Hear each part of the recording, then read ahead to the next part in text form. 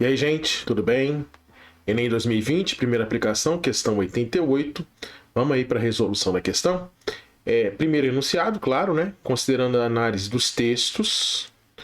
A condição atual desse rio tem como origem a... Então a gente vai ter que ver os textos para ver a condição do rio. Qual rio? Então o texto 1 é uma imagem, né? E claramente aqui na fonte a gente vê Rio Tietê, um dos rios principais urbanos que atravessa a região metropolitana de São Paulo. E o texto 2 fala um pouquinho do rio Tietê. Diz assim: o rio Tietê está morto. Já começa fortíssimo, né, o texto.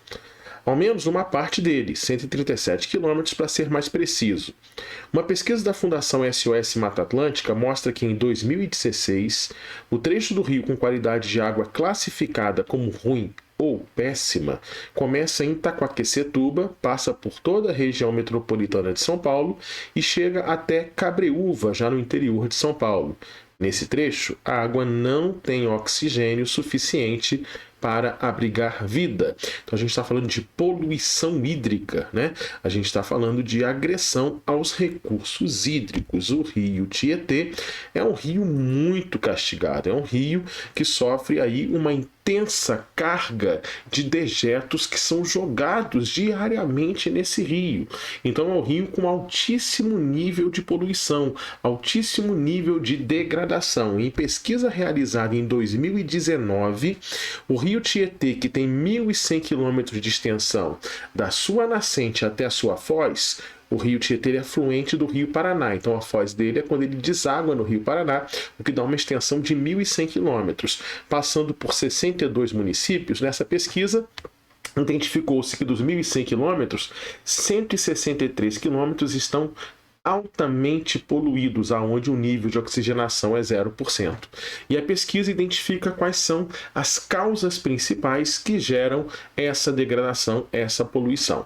A fase inicial, ou seja, a poluição começa a cerca de 45 quilômetros após a nascente, no município de Mogi das Cruzes, aonde o rio Tietê recebe uma grande carga de dejetos industriais, de esgoto industrial. Ok? Depois ele vai recebendo também esgoto doméstico até chegar na foz do Tamanduatei, que é um dos rios que deságua no Tietê, e ali naquela região é a região mais poluída que ele tem, onde o nível de poluição é o mais elevado identificado e está na zona metropolitana de São Paulo, tá? Então a gente percebe aí um rio com grande carga de efluentes. Olha que conceito importante, né? Efluentes que são jogados no rio. O que são efluentes? É todo resíduo e material indesejado descartado em um processo industrial ou doméstico. As impurezas podem ser matéria orgânica ou inorgânica, dissolvida ou em suspensão, como por exemplo micro-organismos, metais pesados, óleos, graxas. Então, o Tietê recebe muitos efluentes domésticos também. Os efluentes domésticos significam uma grande carga de matéria orgânica, e muita matéria orgânica mata o rio, tira a sua oxigenação, né? Porque muita matéria orgânica provoca aí uma proliferação de algas, e essas algas tiram a oxigenação, matando os peixes. Né? Esse é o chamado processo de eutrofização. Olha só, eutrofização, tá? Ele também recebe, já um pouco distante, quer dizer, outros rios, né? O Tietê menos, mas outros rios podem receber também efluentes agrícolas, principalmente fertilizantes, né? Que vão ser carregados pela água da chuva e que chegam no rio, que também podem contribuir para o processo de eutrofização.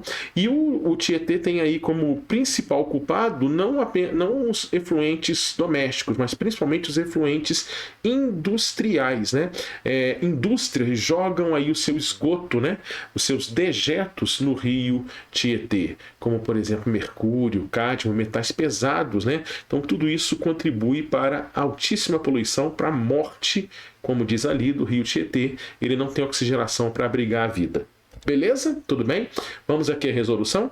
Considerando a análise dos textos, a condição atual desse rio tem como origem a valorização do sítio urbano? Não, você não está valorizando a área urbana por onde o rio atravessa, dado o seu gravíssimo nível de poluição.